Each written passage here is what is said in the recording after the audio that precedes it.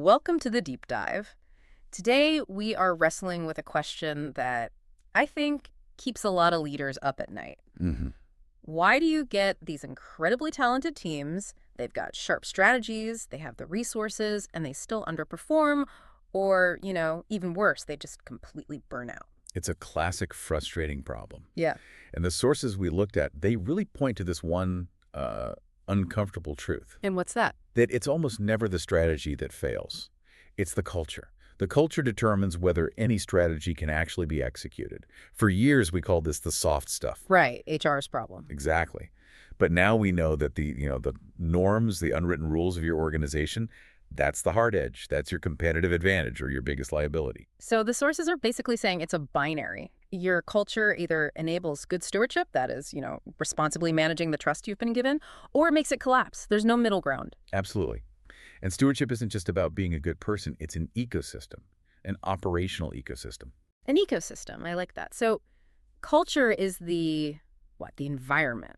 It's the invisible architecture. Think of it that way. Oh. It's all the unspoken assumptions that either build up trust and accountability or they quietly reward politics, self-preservation, and just staying silent.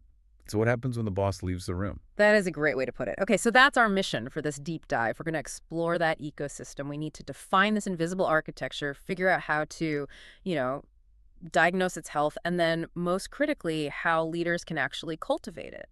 Intentionally, that's the key word. Okay, let's unpack this. Yeah. Let's start with what happens when that culture starts working against you. The sources talk about something called the culture gap. And this gap is lethal. It's the space between what you say you believe, your company's creed, and how you actually behave. That dissonance. It kills integrity, for sure. Fine. So you can have this beautiful creed of excellence on the wall, right? But if the day-to-day reality is a conduct of haste, Or sloppy work gets a pass because we just got to get it out the door. exactly, then everyone on the inside knows that creed on the wall is a lie. It's meaningless. And we've all seen the other one, the creed of transparency versus the conduct of secrecy. Oh, yeah. Big financial decisions, key hires, all happening behind closed doors. And the logic is usually about protecting the company's image, but what it actually does is it destroys internal trust. So how does a gap like that even form? Well, the sources use the iceberg model to explain it. What we all see, the tip of the iceberg, are the visible artifacts. Your mission statement, the org chart, your Yeah. policies. Right, the stuff that's easy to write and, frankly, easy to manipulate. Just below the water are the espoused values, the principles you claim to live by. But the real power, the massive part of the iceberg, hidden deep underwater, that's the underlying assumptions. And the sources call this the real theology of the organization. What does that mean in practice? It's the belief system that actually drives behavior. So your espoused value might be, we learn from failure. Well, a classic. But if the underlying assumption, the real theology, is mistakes must be hidden to protect your job, then you have a culture of fear, period. It doesn't matter what the handbook says. People don't follow the handbook. They follow the unspoken rule about what gets you promoted or what gets you fired. This whole idea of stewardship, of managing delegated trust, it feels ancient. And the sources actually connect it back to some really foundational concepts. They do. They use this very specific New Testament Greek term, oikonomia. Which means... It literally means household management. And what that does is it frames the leader not as an owner, but as a steward, someone managing resources on behalf of the real owner. And for a steward, the number one requirement is fidelity over flamboyance. Faithfulness over flashiness. You got it. It's about being true to the mission, not just chasing quick, showy wins. And that idea of fidelity links to another concept from the sources, from Genesis, actually. This powerful duality that's required for organizational excellence. Yes. It's the mandate to work it. That's avad in Hebrew, which is about cultivation, growth, innovation. But it has to be balanced with the mandate to keep it, or shamar. That's about conservation, protection, and integrity. So you need both. You can't just have one. You can't. If you only work it, you burn out your people and your resources. If you only keep it, you stagnate and become irrelevant. Real sustainable stewardship lives in the tension between those two things. Okay, here's where it gets really interesting for me. The sources basically challenge us to blow up our definition of stewardship. It's not just about money. Not at all. They push for what they call holistic fidelity, and it's across 4 different kinds of capital. And if you fail in one, it poisons the others. So let's Let's walk through them. What's the first one? The first, and they argue it's the most precious and often the most poorly managed, is human capital, our people, their talents, their sense of calling. So stewardship here means what? Investing in them. It's investing development, yes, but it's more. It's managing for vocation, for calling, not just for function. It's asking, what are this person's unique gifts, and how can we unleash them for our mission? And the failure mode is what? Just treating people like cogs in a machine? Exactly, fungible cogs. The sources say that burying potential, just ignoring the gifts people bring because you only see them as a job description, is the ultimate failure of human capital stewardship. It's a guarantee you'll get cynicism and burnout. Okay, so that's human capital. What's next? Strategic capital. That's your time and your opportunities. This is the only resource on the list that is completely non-renewable. You can't buy more time. You can't. So stewardship here means redeeming the time, actively fighting waste, the biggest failure, confusing activity with productivity. The meeting culture. I knew you were going there. The meeting culture crisis. An organization that puts up with aimless, recurring meetings with no clear agenda is literally hemorrhaging its strategic capital. Good stewardship here means having the discipline to say no to good ideas so you can say a powerful yes to the best ones. Makes sense. Third. Third is relational capital. Your influence, your reputation, your goodwill. This takes years, decades to build. And can be gone in an instant. In a moment. Stewardship here requires vigilant transparency and just relentless ethical consistency. The failures when you prioritize internal politics or, secrecy over the integrity of the mission.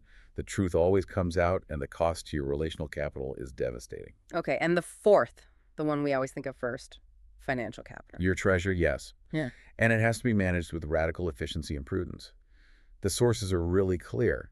Waste isn't just an inefficiency. They call it a moral failure of stewardship. A moral failure. That's strong. It is. It means building for sustainability, diversifying revenue, avoiding reckless debt. It's not just about avoiding fraud. It's about avoiding simple, lazy waste.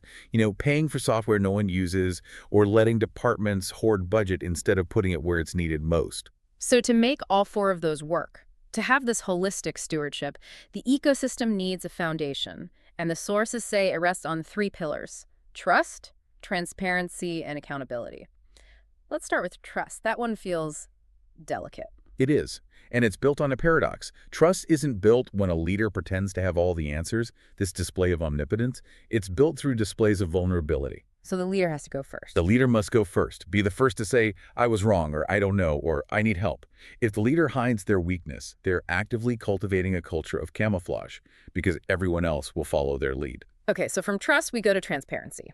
And the sources use this great phrase for it: sacred visibility. Yeah, it's about operating in the light. But it has to be more than just compliance checklists. There are two layers. First is decisional transparency. Meaning you explain the why behind a decision. Exactly. You explain how the decision was made, what the alternatives were. People can get behind a process, even if they don't love the outcome.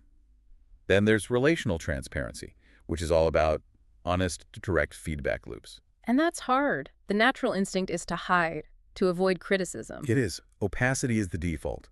Leaders have to fight for visibility every single day. And that brings us to the third pillar: accountability. A word that makes a lot of people nervous. It does. We see it as punitive. But the sources reframe it as a covenantal relationship. It's that iron sharpens iron idea. It's loving correction. And it has to go both ways. Crucially, it must be mutual. It can't just be top-down. You need enough psychological safety for a subordinate to respectfully challenge a leader's decision if it seems to violate one of these stewardship principles. And you're holding people accountable for not just the result, but how they got there. Yes, the standard has to cover the output. Sure, did you hit the goal? But also the integrity of the process. Did you burn people out to get there? Did you cut ethical corners? That matters just as much. So if you fail to maintain these pillars, you get what the sources call toxic corrosion. These anti-stewardship personas start to thrive. Who are we talking about here? A couple of key ones. You've got the hoarder. This is the person who holds on to information or budget or even talented people to protect their own silo. And in doing so, they cripple the wider mission. I think we've all met the hoarder. And we've all met the critic or the cynic, the one who just sits back, drains morale with negativity, but never, ever offers a constructive solution. They're the weeds in the garden. And just ignoring them, hoping they go away. That is a massive failure of stewardship in itself. It's catastrophic. Silence on toxic behavior is a failure to steward your human and relational capital. Because when you tolerate it, you're implicitly rewarding the toxic person, and you're punishing your best people, your true stewards, who feel completely betrayed. So what does this all mean? For you listening to this, maybe you're running a team or a whole company. How do you move from this theory to, what you do on Monday? You need a diagnosis before you can prescribe a cure. And the tool for that is the stewardship culture audit. This isn't just another employee satisfaction survey. No, not at all. It has to be safe, it has to be anonymous, and it's designed specifically to uncover those unwritten rules, those deep underlying assumptions we talked about. It's about measuring behavior, not just belief. And you'd probe all four of the capitals we mentioned. You have to. For time stewardship, you ask, are meetings actually productive? For people stewardship, what happens when someone makes a mistake? Is it a learning moment or is it a shaming moment? For integrity stewardship, how often does critical feedback get shared in the hallway instead of in the meeting room because people are afraid? You have to measure the reality. Which brings us to how we measure success. The sources argue we have to shift from just looking at short-term financials to long-term health to legacy. They call it total return stewardship, or TRS. TRS forces you to measure your fidelity across all four capitals, not just the financial one. It means your dashboard has to include non-financial metrics. So what kind of things are we measuring? You'd have a human capital health index.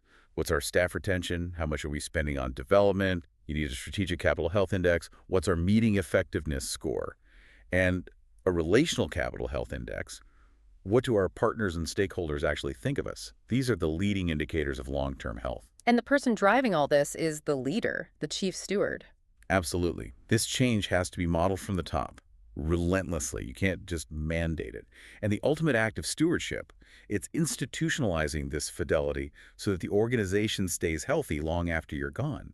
It's about leaving the whole ecosystem healthier than you found it. So we've covered a lot. We've mapped out this invisible architecture of trust, transparency, and accountability. We have the tools to audit it. But it's clear that building this ecosystem, it's not a one-time project. It's a continuous way of life for an organization. It is. It's a challenging path, for sure, but it's a deeply rewarding one. And, if you look at the ultimate metric and the sources, it's not the annual report. It's not the growth chart. The most coveted commendation is simple. Well done, good and faithful servant. That's it. That focuses everything on the quality of your fidelity. That brings us to our final thought for you to take with you this week. The sources use that analogy of a garden for culture. So the question is this: if your organization is a garden, what toxicity, what weeds, like the hoarder or the critic, have you allowed to grow just because uprooting them felt too uncomfortable? And what is one specific action you can take this week to start tending that soil? A great question to ponder. We invite you to step into that role of chief ecologist for your organization. Thanks for diving deep with us. We'll see you next time.